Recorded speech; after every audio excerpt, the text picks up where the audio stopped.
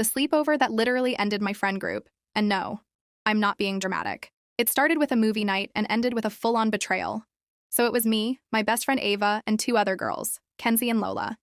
We were all super close, like matching PJs, Pinterest board level close.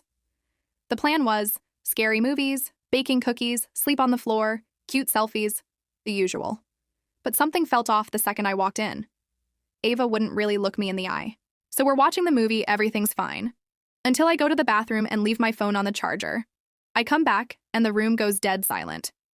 Kenzie fake smiles like, "Oh hey, we paused it for you."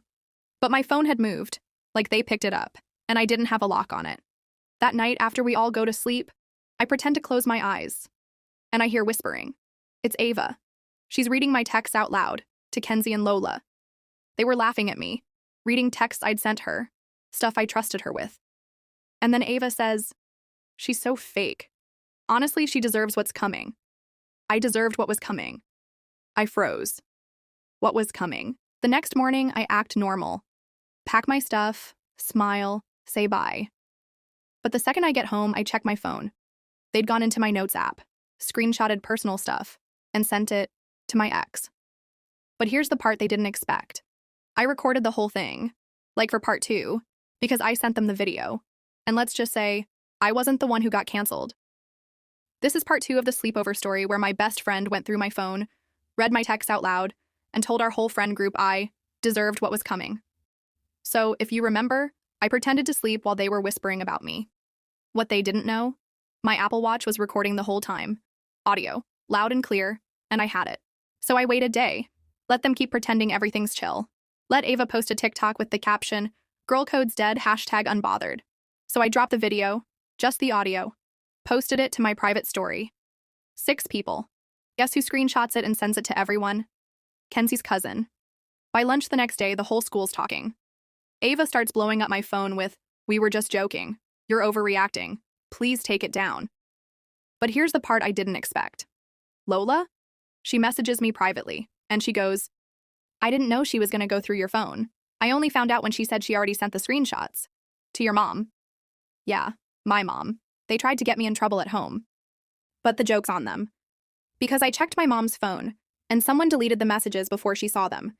Except I checked the recently deleted folder, and I saw a message Ava sent that said, "Phase 2 is next, she'll lose everything." So now I'm asking, phase 2 of what?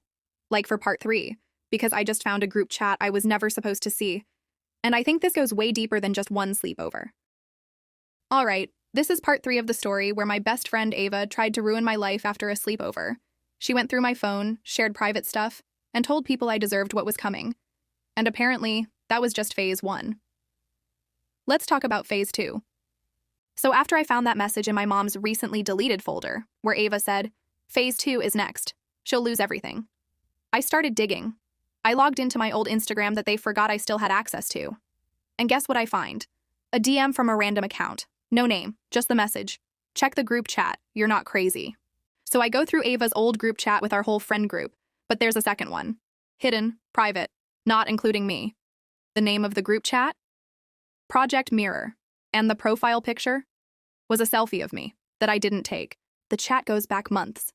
They'd been planning this.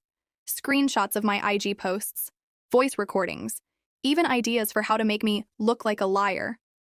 There was one message from Ava that said, "If we can break her before prom, I win the bet." The bet? But here's the part that actually made my stomach drop. Kenzie sent a message that said, "She doesn't know what happened in 6th grade. Keep it that way." What happened in 6th grade? Why don't I remember? So now I'm asking, what else have they done? And they'll do anything to keep me from finding it out. The night I got a text that completely flipped my world, and I still don't know who actually sent it. So this happened a few months ago. Normal night, I'm in my room on FaceTime with my best friend. We're just talking about school, who's dating who, whatever. And my phone vibrates. New text, unknown number. The message says, "I know what you did." I literally laugh, thinking it's someone playing around. So I text back, "Okay, what did I do?" Then they send a picture of me from outside my house. At first I thought it was a prank, but then I looked closer. It was a photo of me that night. Same outfit, same hairstyle, taken minutes ago. And I'm like, who is outside my house right now? So I mute my FaceTime, text my friend like, call me now, act normal, someone's outside. I go to the window, and that's when I see it, standing across the street. Okay, so here's part 2 of the story time about the creepy text I got. You know, the one that said, I know what you did, and sent me a picture of myself from outside my house.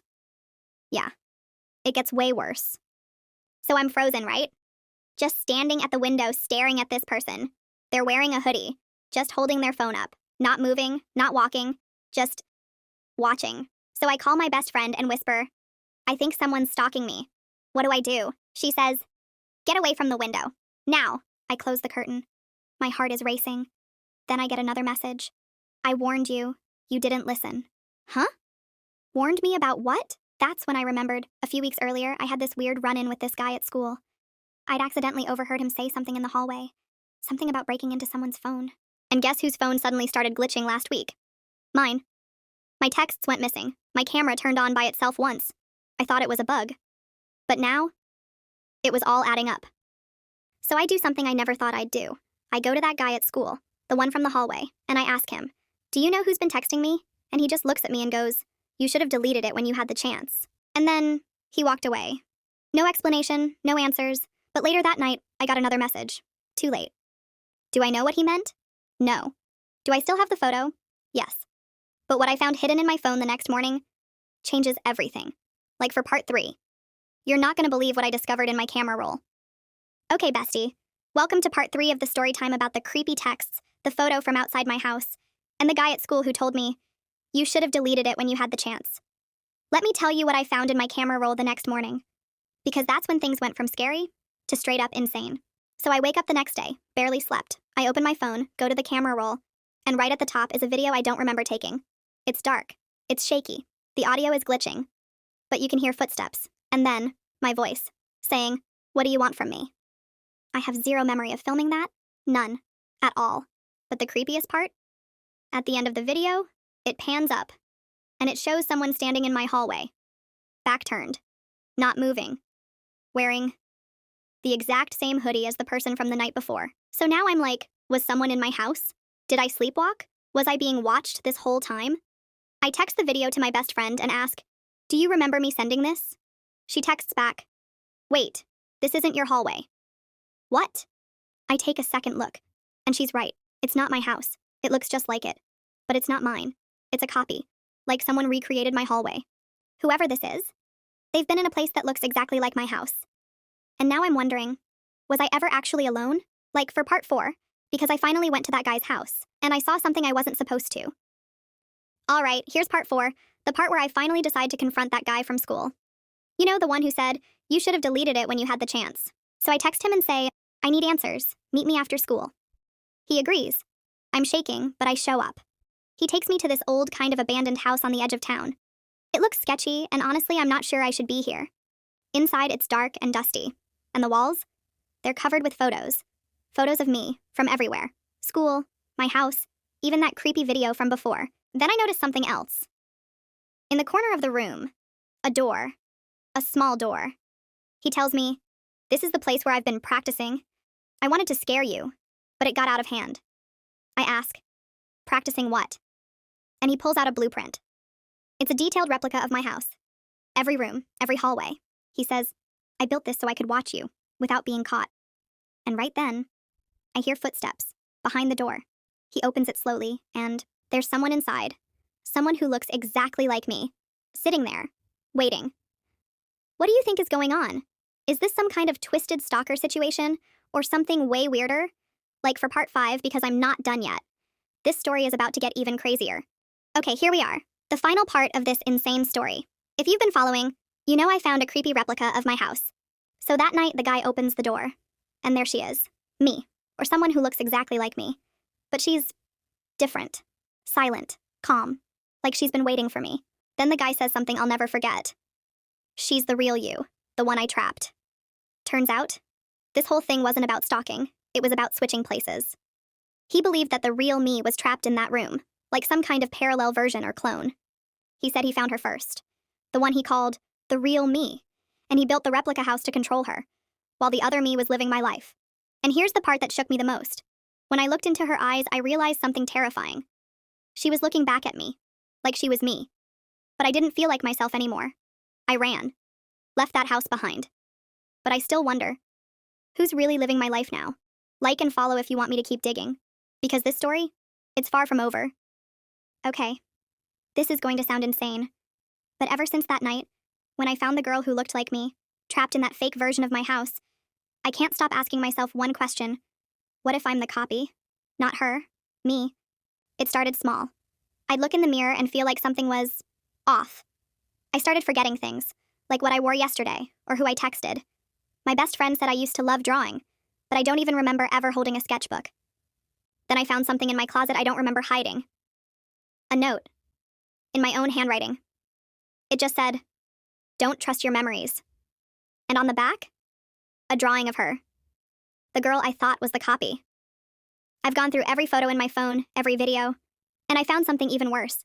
There's footage of me, sleeping, but the camera was recording from inside my own room, at an angle that shouldn't exist. Last night, I set up a voice recording while I slept. This morning, I played it back, and I heard my own voice whisper, "She's starting to remember." So now I'm wondering, if I'm not the original, then what exactly am I? Like for part 2, because tonight I'm going back to that house. And this time I'm not leaving until I get the truth.